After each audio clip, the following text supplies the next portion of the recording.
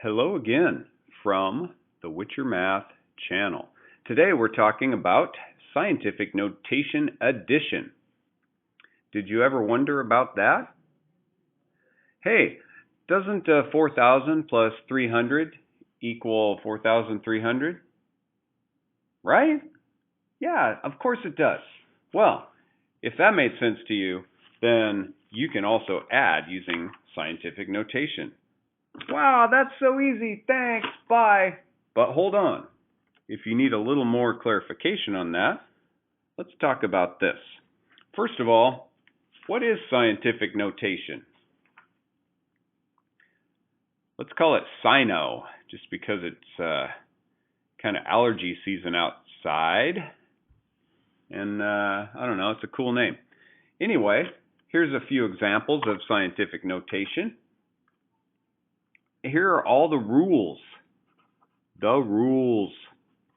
The first factor, factor 1, has to be less than 10 and greater than or equal to 1, which means it'll always be a one-digit number. Good. Check.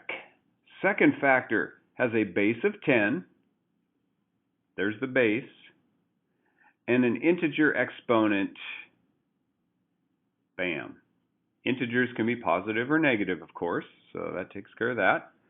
The factors, here's the second factor, by the way. That is factor 2. Factors are separated by a multiplication sign. That's that guy right there.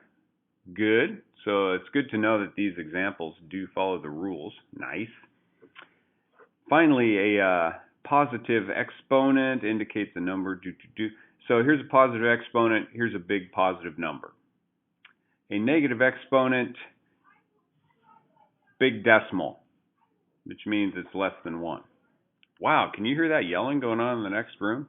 There's a meeting. They're getting fired up, but they're also laughing, so I think it's okay. I'm going to stay right here where it's safe. So that is scientific notation.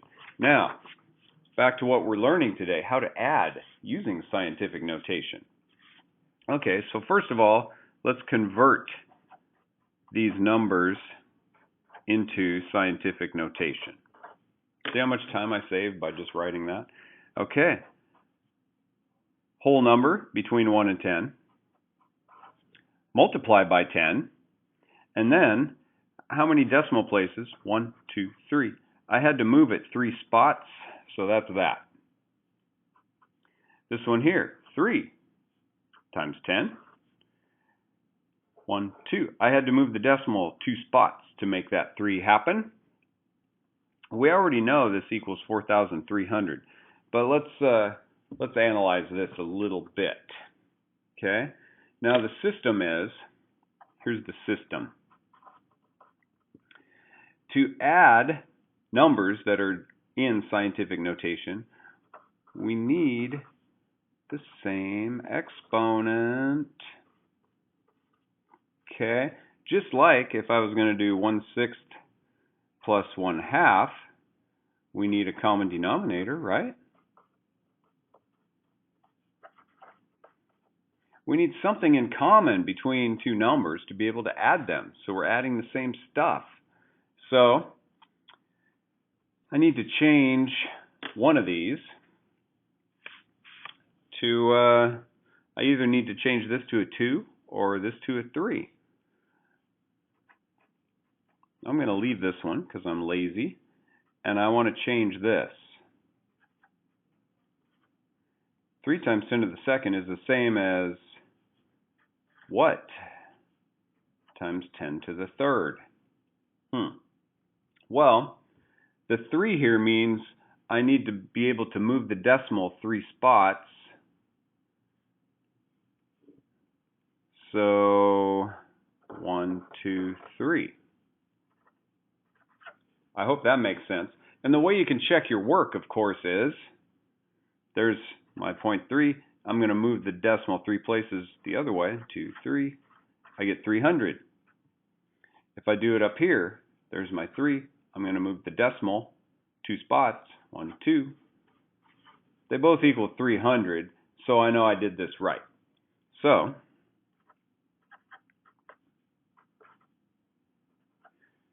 Please note, this is not scientific notation anymore. It's not, okay, but it is going to allow us to add these two numbers. So we get the same exponent.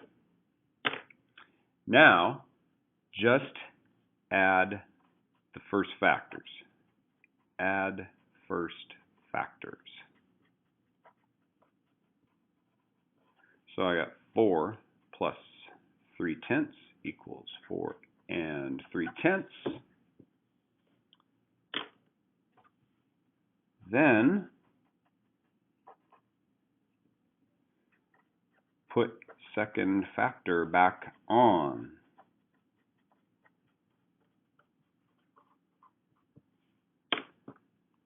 So I'm going to take that.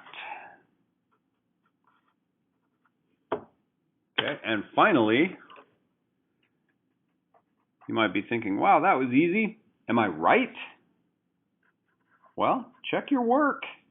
Jeepers creepers. You don't need to wait for a teacher to tell you to check your work or to tell you if your answer is right or wrong, do you? Here we go. 4.3 times 10 to the third means I'm going to take my 4, that's where the decimal is now, and I'm going to move it 3 spots. 1, 2, 3. Right? It was there. It went there. Is that our answer that we agreed upon up here? Yes!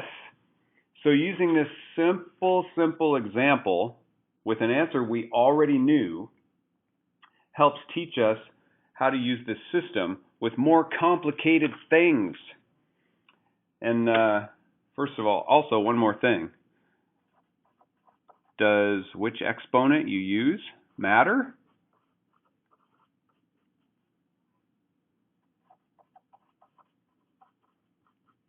Oh, I'm going to have to turn the page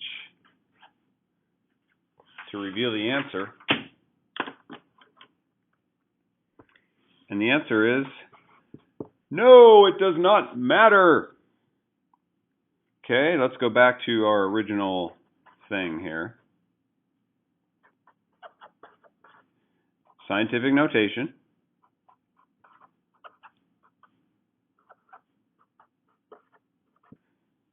Now, the first time we changed everything to a 3, right? This time, let's change this to a 2.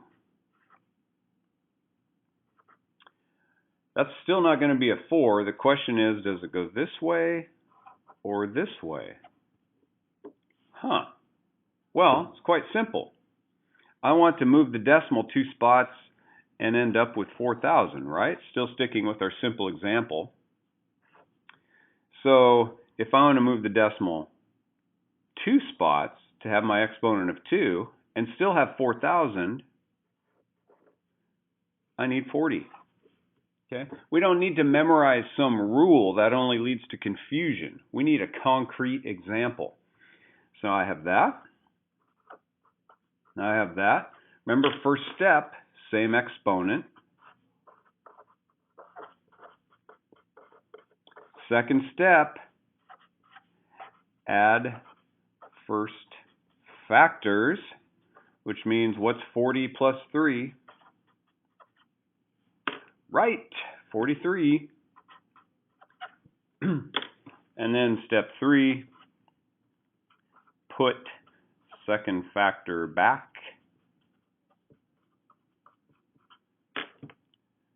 Which gives us, in this case, 43 times 10 to the second. Is this in scientific notation? No, it's not, because this needs to be greater than 1, less than 10. So I need to move it. I need to move it there, right? Which means it's going to be there. Let's check it. Step 4, check it.